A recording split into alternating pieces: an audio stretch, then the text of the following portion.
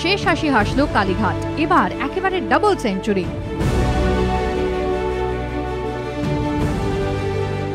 অনেকে বলছেন এই কার্যত একা হাতে ম্যাচ জেতানো, একার হাতে ভোট বৈতরণী পার করানো।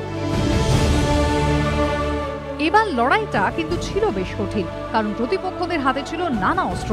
দুর্নীতির অভিযোগ থেকে সিন্ডিকেট, তোলাবাজি, উড়ালপুল বিপর্যয়, অস্ত্র যাই হোক না কেন, বিরোধীদের নিশানায় ছিলেন একজনই, মমতা বন্দ্যোপাধ্যায়।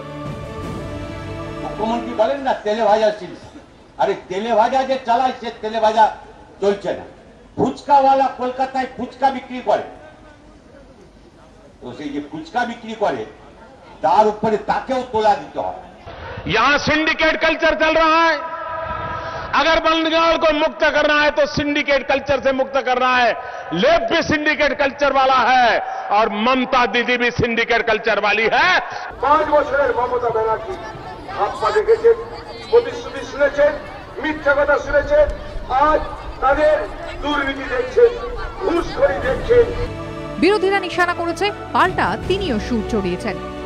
সিপিএম, কংগ্রেস, বিজেপি মিথ্যে কথা বলে বেড়ায়, অপপ্রচার করে, কুৎসা করে বেড়ায়, গালি দিয়ে বেড়ায়, সাধারণ মানুষকে ভালোবাসে না। একদিকে বিরোধীদের আক্রমণের পাল্টা জবাব, পাশাপাশি মানুষের কাছে আবেদন শুধুমাত্র তাকে দেখে ভোট দেওয়ার জন্য। ক্যান্ডিডেট হচ্ছে মমতা ব্যানার্জি, 294টা সিটে আমি প্রার্থী। ভোট হয়েছে দফায় দফায়, মমতাকে নিশানা করে বিরোধীরা ক্রমশ আক্রমণের ঝাঁজ বাড়িয়েছে। ছেড়ে কথা বলেননি তৃণমূল নেত্রীও, প্রায় প্রতিটি সভা থেকে তিনি জবাব দিয়েছেন। আর 19 তারিখ একেবারে মোক্ষম জবাব। 2006 সালে এক হয়ে যাওয়ার পর যেভাবে দলকে তুলেছিলেন একার হাতে, ঠিক সেভাবেই এবার একেবারে 200 পার। কেউ কেউ অবশ্য বলছেন মমতা বন্দ্যোপাধ্যায়ের এই ব্যাপক সাফল্যের মাঝে এক ফোঁটা চোনাও রয়েছে। কামারহাটিতে আমি যেহেতু দাঁড়িয়ে আছি তৃণমূল কংগ্রেসের জেলা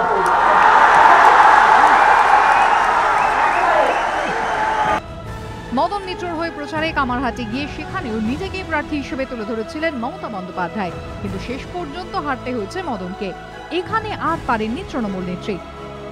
একটা তো হয়েছে, একজন দেখছি জেলে আছেন, তিনি হেরেছেন, জেলে থেকে হেরেছেন। অনেকেই বলছেন মমতার এই জয়ের মালাতে কাঁটা হয়ে রয়ে গেল কামারহাটি। এবিপি আনন্দ।